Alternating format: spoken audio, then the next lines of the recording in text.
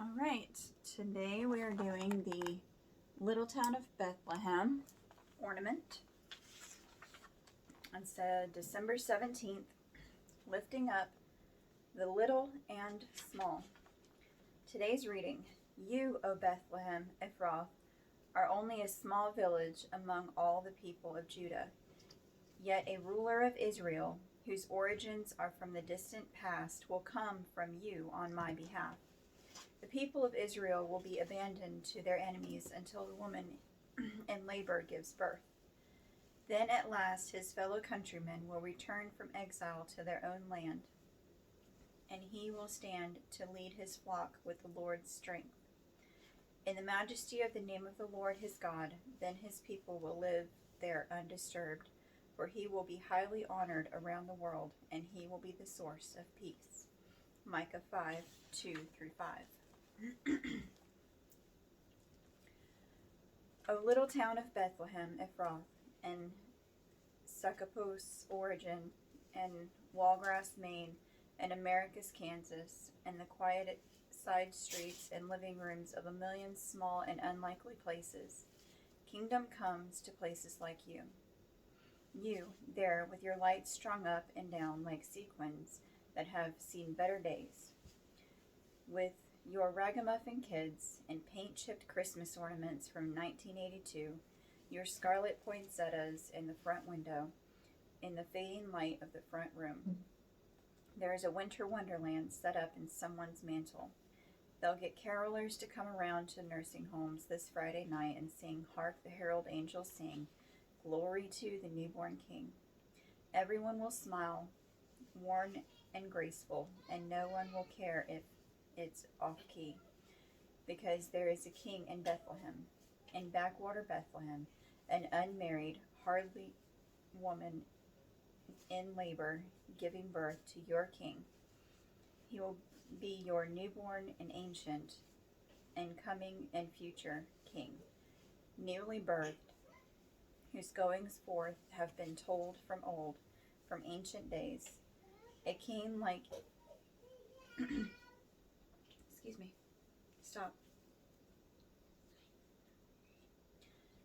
A king like and infinitely greater than King Arthur, with his tomb inscription, Hic Aeac Authorus Rex Quondam Raque Futurus.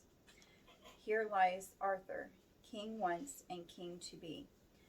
Forsake the fairy tales, for the story that is history. This Bethlehem king is the true and real once and still coming king. The king of humanity's memory. The king from the beginning, back when we were young and back when the endemic and the wondrous was us.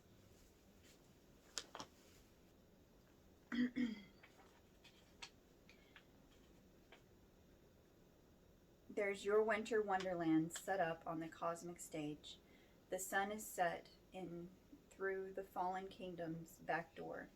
The king is born into a barn to wrest the forces from the pit, slay the demons, crush the head of the evil one, and woo the world back to life.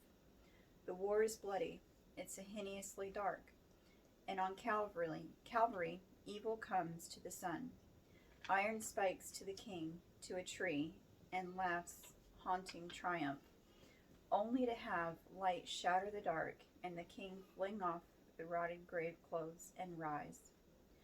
Author J.R.R. Tolkien called this moment, when the light of deliverance throws back the darkness, the catastrophe, the moment when evil is dashed and righteousness suddenly, spectacularly rises. The birth of Christ is the catastrophe of a man's history, writes Tolkien. The birth of the king is the light in your story, in history, that slashes back the smothering dark. The birth of Christ is, for the band of survivors, the saved hushed there in the manger of Bethlehem. The moment of catastrophe, the joy, that catch of the breath, a beat and a lifting of the heart. In the catastrophe instant, under Bethlehem's star, When humanity witnesses the King God inhale earth into his lungs, you can feel it. Joy beyond the walls of the world. Because the King beyond this world has entered this world, and the wonderland in him we always hoped for is here and now and true. The unexpected Bethlehem King is the once and coming King, the King of the first and still coming second advent, the King coming again to rule the earth and make all the sad things untrue. The wonderland is unfolding even now, kingdom coming, because his word will not return to me empty, but will accomplish what I have desired and achieve the purpose for which I sent it. You will go out in joy and be led forth in peace. The mountains and hills will burst into song before you, and all the trees of the field will clap their hands. Isaiah 55:11 and 12. Shh. The dance of sugar plum fairies just withered a bit. The very trees of the fields are going to clap their hands. The King is coming, the new kingdom is stirring, and stirring in you. When the King rules your world, you cease to rule or worry. All worry dethrones God. All worrying makes you, King and God, incompetent. There is kingdom born in Bethlehem, and on the throne you can breathe. There are Christmas trees blinking in living rooms tonight in Americus, Kansas, in Quitman, Arkansas, in Mud Lake, Idaho. Someone plays it on the piano that needs tuned. Glory to the newborn King. And in small towns in the middle of the little town of Bethlehem, the lights on all the trees dance.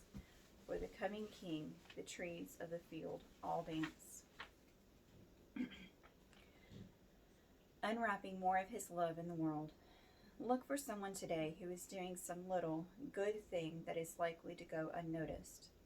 Slip that person a happy note to say he or she is making a difference. And the quote she shares today is from Phillips Brooks. It was not suddenly and unannounced that Jesus came into the world. He came into the world that had been prepared for him.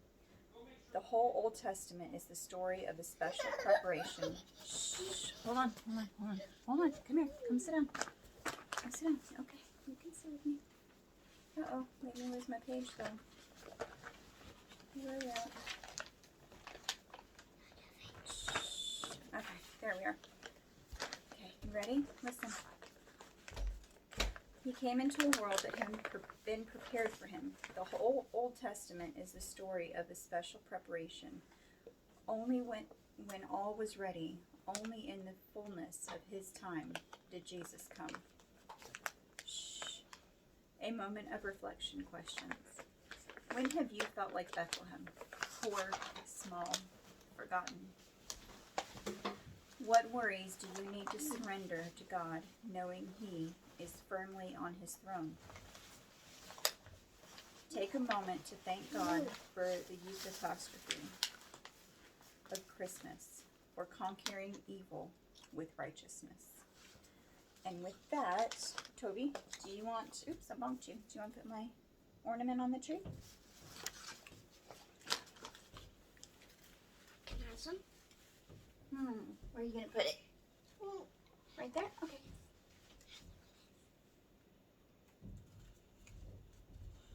Good job. Thank you. Can I have some? All right. Bye. That's it for tonight. And as always, keep your focus on Jesus. Can I